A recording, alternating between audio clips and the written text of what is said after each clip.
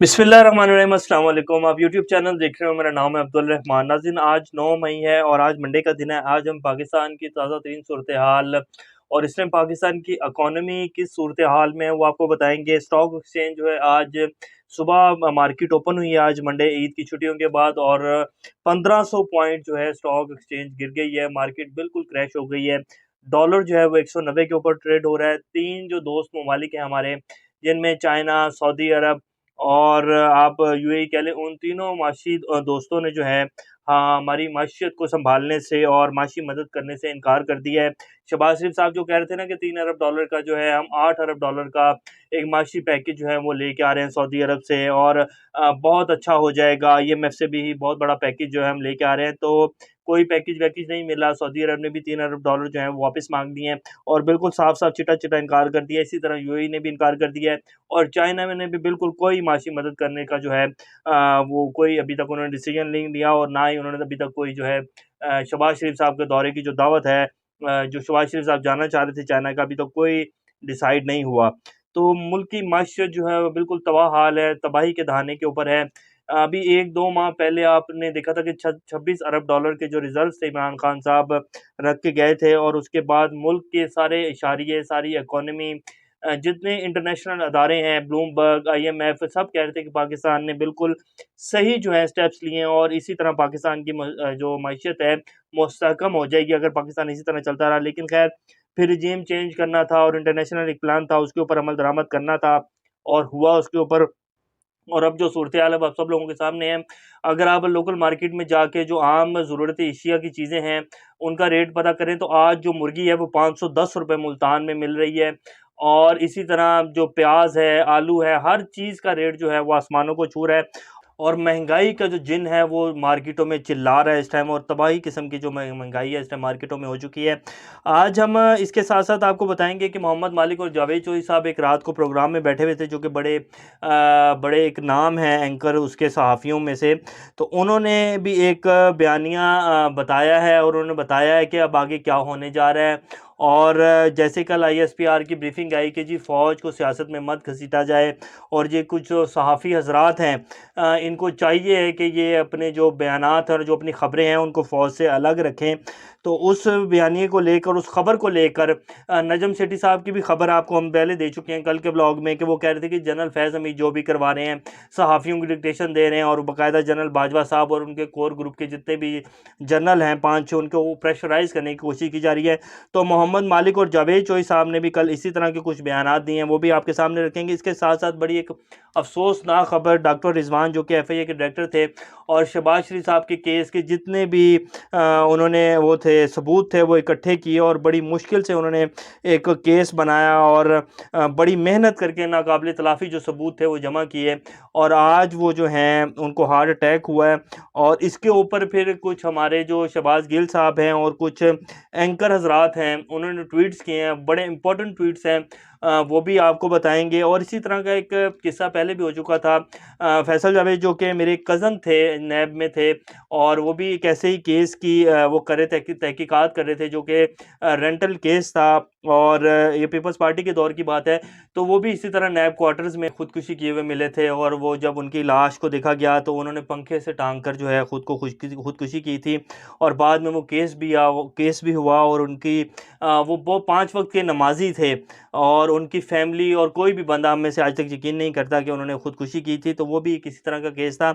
आज ये सारी तफ़सीलात आपको देंगे। इसके साथ-साथ वज़ीर-ए-आज़म शहबाज शरीफ साहब ने बड़ा एक डिफ़रेंट जो है फ़ैसला कर लिया है, और मेरे ख़्याल वो अब जो है पाकिस्तानी अवाम के लिए इंसाफ़ जो है वो, जैसे कि पहले दौरा मेयार होता था पाकिस्तान में, अब लगता है कि शहबाज शरीफ साहब जो हैं उसको ख़त्म करने जा रहे हैं। उन्होंने एक बड़ा बयान दिया, उन्होंने कहा कि पाक फ़ौज के ख़िलाफ़ बात करने वालों को कोई रियायत नहीं होगी।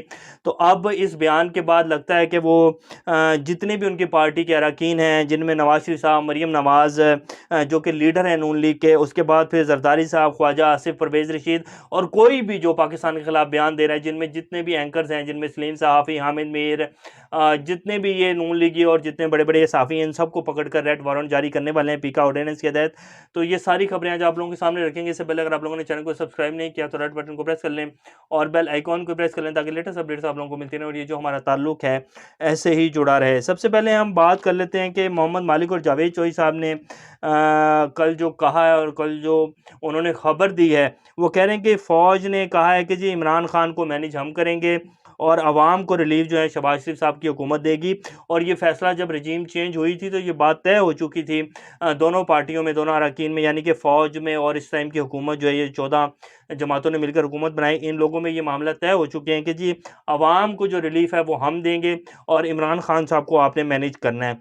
तो ये मोहम्मद मालिक और जावेद चौधरी साहब ने स्ट्रेट फॉरवर्ड जो हैं फ़ौज के ऊपर इल्ज़ाम लगाए हैं और अगर ये इल्ज़ाम नहीं है तो इसकी तरदीद हो जानी चाहिए। बहरहाल कल रात के प्रोग्राम में बैठकर उन्होंने ये बात की है। और इसी तरह से मिलते जुलते कल जो है नजम शेट्टी साहब ने भी कहा कि जी सीधा डायरेक्ट उन्होंने तो खैर इल्ज़ाम लगाया कि जो कोर कमांडर हैं पेशावर के जनरल फैज़ हमीद साहब जो कि साबिक डीजी आईएसआई भी हैं, वो जो हैं प्रेशराइज़ कर रहे हैं जनरल बाजवा को और उनके कोर ग्रुप के 5-6 जनरल्स जो हैं, और ये प्रेशराइज़ वो करवाया जा रहा है। वो सोशल मीडिया में भी लोगों को जो है डिक्टेशन दे रहे हैं और सहाफ़ियों को बाकायदा जो है वो डिक्टेशन दे रहे हैं और कॉल्स कर रहे हैं कि आप एक प्रेशर बिल्डअप करें और गेम अभी ऑन है। तो ये नजम शेट्टी साहब कह चुके हैं और ये उनका बयान जो है ऑन रिकॉर्ड पड़ा है। अब हम आपको बता देते हैं कि एफआईए ने भी जो है अपने पर जो है वो मारने शुरू कर दिए हैं और एफआईए ने बाकायदा पीका ऑर्डिनेंस के तहत जिसके खिलाफ शहबाज शरीफ साहब, जरदारी साहब, बिलावल भुट्टो साहब जब ये पीका ऑर्डिनेंस इमरान खान साहब लाए थे, मीडिया के कानून के हवाले से तरमीम की जा रही थी और ये पीका ऑर्डिनेंस जब लाए थे तो शहबाज शरीफ साहब ये सब लोग जो हैं सहाफ़ी बरादरी के साथ खड़े होकर जाकर खड़े हो गए थे। उन्होंने कहा था कि काला कानून है ये और हम जब भी आएंगे, जैसे ही हम लोग आएंगे अपने इक़्तिदार में, तो हम इसको जो है इस काले कानून को ख़त्म करेंगे। तो अब उसी कानून के तहत जो एफआई है उन्होंने कहा जी कि जितने हमारे ओवरसीज़ पाकिस्तानी हैं उनको बाकायदा धमकी लगा दी और कहा कि जी रेंट वारंट जारी करने का अंदिया दे दिया गया है। खिलाफ कानून पोस्ट पर नाम ईसीएल में डाल सकते हैं। खिलाफ कानून पोस्ट यानी कि तौहीन अमेज़ पोस्ट और ये जो सियासतदानों के बारे में और इनके केसेस के बारे में आजकल पोस्ट लग रही हैं सोशल मीडिया के ऊपर, तो ऐसी किसी भी पोस्ट के ऊपर एक्शन लिया जा सकता है। आपका नाम ईसीएल में डाल दिया जाएगा, इंटरपोल से रब्ता करके आपको पाकिस्तान में लाया जाएगा, उसके बाद आपको सज़ा दी जाएगी और आपको इस कानून के तहत जो है अमल में लाया जाएगा और ये सब कुछ पीका कानून के तहत होगा। तो ये फ़ैसला अब कर लिया गया। अभी इस फ़ैसले के तहत तो शहबाज शरीफ साहब ने जो बयान दिया वो भी इसी फ़ैसले से रिलेटेड है, जिसमें वो कह रहे हैं कि जी पाक फ़ौज के ख़िलाफ़ बात करने वालों को कोई रियायत नहीं दी जाएगी। अब आपको चंद बयानात जो हैं, जो कि बड़े मशहूर बयानात हैं, मरीम नवाज़ शरीफ साहब के, नवाज़ शरीफ साहब के, ज़रदारी साहब के, ख्वाजा आसिफ साहब के और परवेज़ रशीद साहब के, वो आपको पढ़ के सुना देते हैं।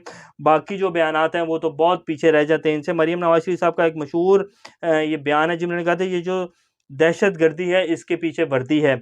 नवाज़ शरीफ साहब ने स्ट्रेट फॉरवर्ड 14 से 15 दफ़ा ये कह चुके हैं कि जनरल बाजवा ये सारा गंद तुमने फैलाया है। जनरल बाजवा और जनरल फैज़ हमीद, तो तुम ही इस गंद को साफ़ करोगे और ये जो सब कुछ हुआ है और ये सिलेक्टेड के जो नारे लगते थे ये किसके लिए लगाए जाते थे? ये फ़ौज के लिए लगाए जाते थे। और इमरान खान साहब जब आए थे तो ये 3.5 साल पिछले यही नारे लगाए गए कि तुम तो सिलेक्टेड हो और हम तुम्हें तो कुछ समझते नहीं, हमारी तुम्हारे साथ बात ही नहीं है, हम तो जो तुम्हें लाया है उसके साथ बात करेंगे। और वो कौन था? हमारे अदारे, एस्टेब्लिशमेंट और फ़ौज थी जिसको ये कहा जाता था। जरदारी साहब का एक बयान जो बड़ा मशहूर था, जिसके बाद जरदारी साहब दुबई चले गए थे। उन्होंने कहा था कि तुम 3 साल के लिए आए हो, हमने हमेशा रहना है, तो हमें तंग मत करो, हम तुम्हारी ईंट से ईंट बजा देंगे। उसके बाद जरदारी साहब जो थे फिर वो दुबई चले गए थे और वो काफ़ी अरसे के बाद दोबारा जो है पाकिस्तान आए थे। इसी तरह ख्वाजा आसिफ साहब का भी कौमी असम्बली में खड़े होकर उन्होंने कहा था कि फ़ौज से 1948, 1965, 1971 के बारे में पूछा जाना चाहिए। कौन क्यों नहीं करती अवाम ये सवाल? परवेज़ रशीद साहब पाकिस्तान को ख़राब करें ये जनरल और नवाज़ शरीफ ठीक करे आके, ये परवेज़ रशीद साहब के बयान। तो इन कानून के तहत, स्पीकर ऑर्डिनेंस के तहत तो सबसे पहले ये लोग अंदर जाने चाहिए और इनके ख़िलाफ़ जो है केस होने चाहिए। लेकिन जो मरीम नवाज़ शरीफ साहब का लेटेस्ट बयान था जो उन्होंने ये कल परसों के जलसे में दिया है, जिसमें वो कह रही थी कि फैज़ मिलना बंद हो गया तो तुम एक दिन भी नहीं चल सके। जनरल फैज़ हमीद के ऊपर वो डायरेक्ट जो है अटैक करी थी, तो उसके ऊपर शहबाज शरीफ साहब ने कुछ मीडिया के सहाफ़ियों के साथ बैठ के बात की कि वो बच्ची हैं और वो जोश ख़ताबत में ये सब कुछ कह जाती हैं, इसको आप सीरियस ना लें। तो मरीम नवाज़ शरीफ अगर बयान दें तो उसको सीरियस ना लें, बाकी अगर कोई भी सहाफ़ी उससे बहुत कम लेवल के ऊपर और निचले लेवल के ऊपर जाकर, जो कि ऑलरेडी बातें कोट हो चुकी हैं, ऑलरेडी खबरें कोट हो चुकी हैं, जो कि ऑथेंटिक खबरें हैं, उनके ऊपर कोई बात करे, तो उसको जो है पीका ऑर्डिनेंस के तहत, अगर वो ओवरसीज़ पाकिस्तानी भी होगा, तो उसको लाकर पाकिस्तान में जेल में डाला जाएगा।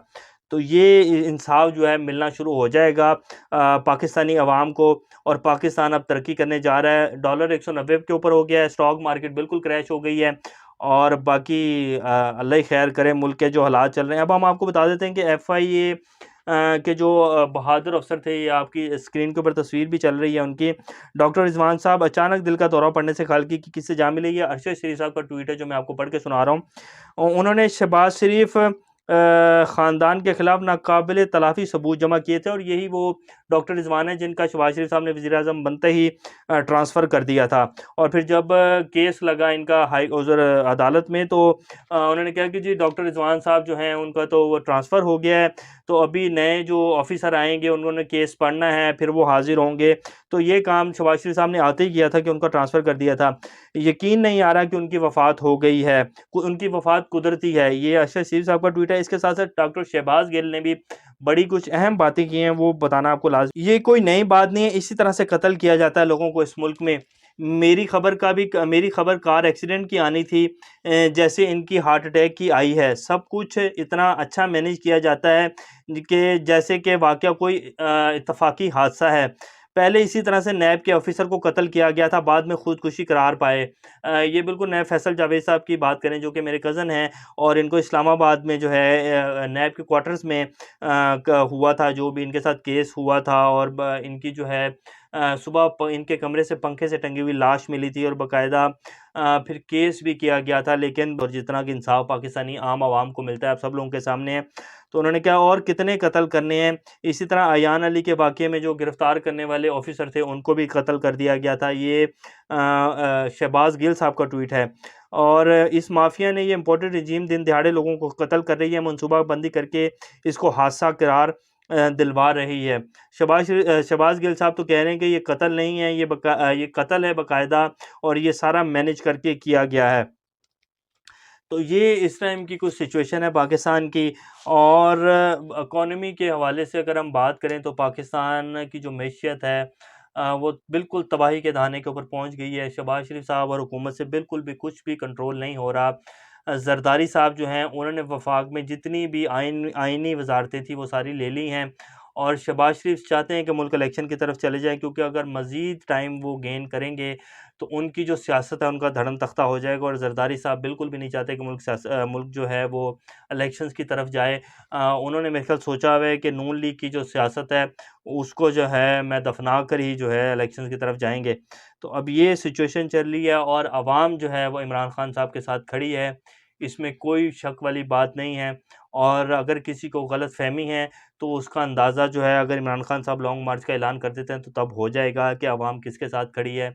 और ये जो पहले तज़्ज़िये और जिस तरह ये सब कुछ हुआ है, ये जहाँ से भी रिपोर्टें आ रही थी, और जिस तरह के तज़्ज़िये बनाकर और आवाम का जो है एक बताया जा रहा था कि आवाम क्या सोच रही, वो सब का सब जो है धरे का धरा रह गया है। आवाम जो है वो अपनी पूरी ताकत के साथ इमरान खान के साथ खड़ी है, और आवाम ने सोच लिया हुआ है कि अब आवाम हकीकी आज़ादी पाकिस्तान में लेके रहेगी। अब ये जो है ग़ुलामी, ये बिल्कुल भी कबूल नहीं है, बेशक जो कुछ भी हो जाए, अब हकीकी आज़ादी अवाम लेकर रहेगी। अभी तक के लिए इतना, इंशाल्लाह नेक्स्ट अपडेट के साथ दोबारा आप लोगों के सामने हाज़िर होंगे। तब तक अपना और इस चैनल का ख़्याल रखिएगा। अल्लाह हाफ़िज़।